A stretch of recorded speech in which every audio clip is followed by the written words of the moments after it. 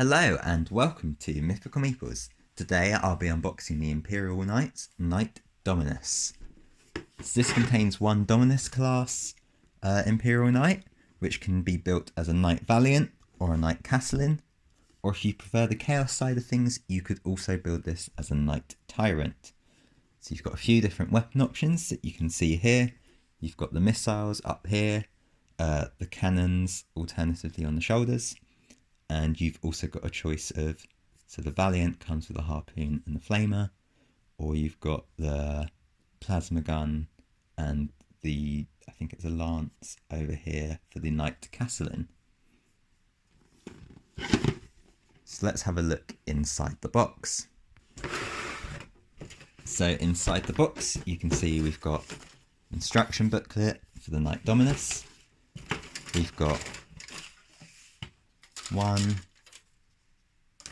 2, 3, 4 sprues.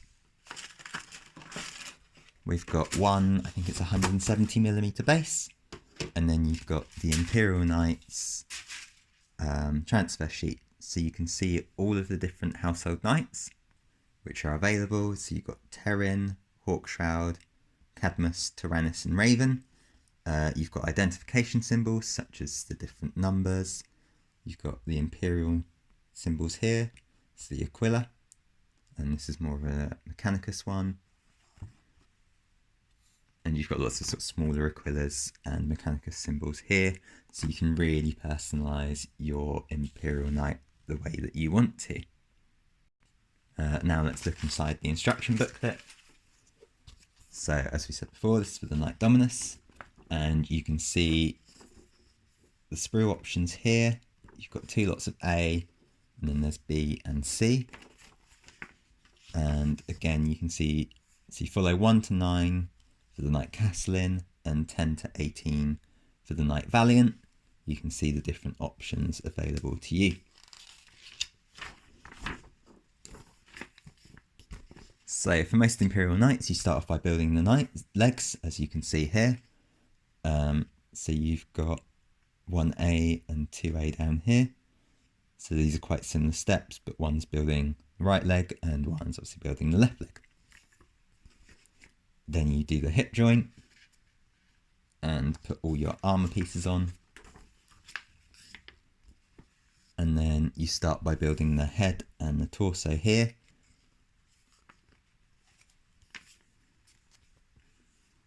So there's quite a few pieces for this, so it might take a while to assemble. And you can see you start building in the little guns. So you've got the melter guns here and spaces for the missiles and cannons to go on the top. Then next you start by building up the different arms. So here you can see the plasma gun, and you've got the lance weapon over here.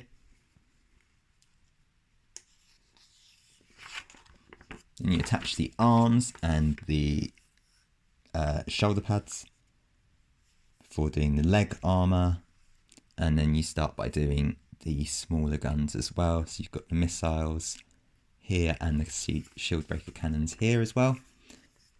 And then you've got obviously a couple of different options you can go with them, and you see the finished knight here. So I'm assuming that the Knight Valiant follows largely the same steps, which you can see here. And the main difference is going to be when we get to the weapon arms. So we're just going to skip to that. So you can see here, you've got the Harpoon. So it's all been mostly the same. And again, you just sort of build up the weapon around the arm. All the little different pieces that you've got, and then the other arm is the flamer weapon. And then finish it off with the same steps as before: shoulder pauldrons, leg pauldrons, and the different shield breaker cannons and missiles, and then you attach them in either configuration, and you end up with your knight. And that's it for the Knight Dominus. So let's have a look at the sprue. So this is the sprue that we have two of. featuring the legs mainly and the shoulders and a lot of the armour. You can just see all of the different pieces here and how detailed each one is. You can make out all the rivets on the armour, you've got the folds in the metal and the joints. You can see the exhaust here, all the little cabling that you've got. Really, really detailed kit. So it'll be really good fun to assemble. Time consuming, but fun. And now we're going to look for some mould lines. So if we look here, they're very, very faint. You can just about make them out either side of the rivet, but they are really faint and should be really easy to clean up. Where else should we look for mould lines? It's probably maybe on the legs, on the feet, sorry. But if they are there, they're not very obvious at all. So cleaning this up should be really, really easy to do. Just quick scrape of the hobby knife and you should be free of mould lines. Best place maybe on here. It's quite hard to pick up because they're such small pieces, but they are present on these bits here, but they're quite obvious on those bits. They should be easy to clean up. So these are the pieces sprue for the Knight Valiant. You can see the flamer here. You've got the pieces of the harpoon here. You can see the front of the body here. Main bulk of the arm piece here with space for the top gun. And you can see the base of the model, the back there with the Mechanicus symbols on it. So lots and lots of detail on this model. And then underneath is just the inside, so there's a lot less going on here. But even then you can still make out the pieces of the chain for the inside of the gun.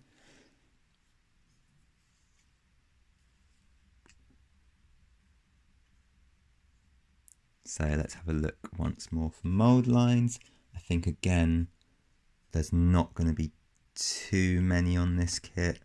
A good place to look is on the gun barrels, but nope. Yeah, they don't look too obvious at all.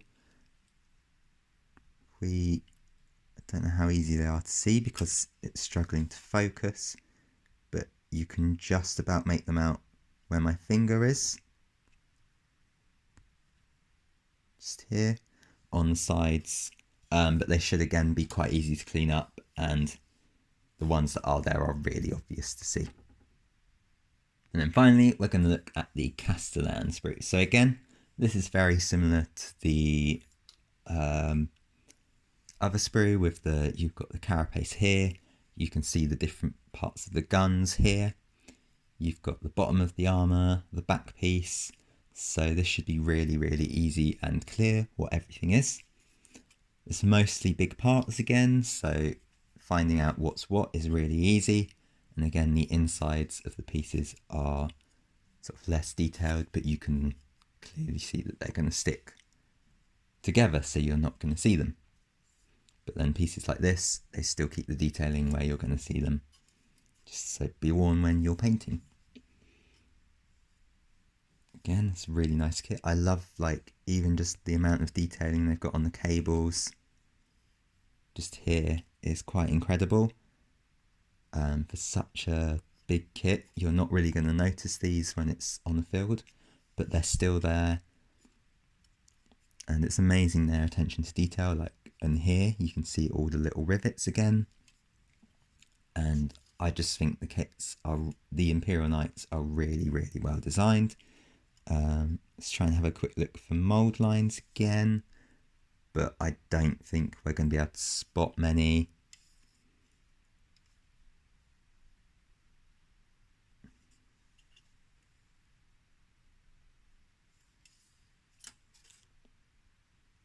No, again, the pieces where you'd expect to see them, there's not really many mould lines on this kit, which makes it really, really easy to clean up, compensating for the fact that it's going to take you a long time to build this.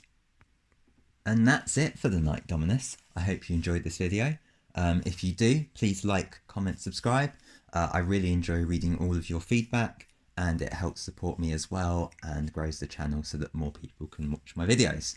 If you want to support me in other ways, you can become a member of Mythical Meeples or support me on Patreon. There's links below for both of those, and you'll gain access to extra content, sneak previews and behind the scenes. If you want to support me in other ways and want to buy your own Games Workshop products at a discounted price, then people in the EU or the UK can order their Games Workshop products from Element Games.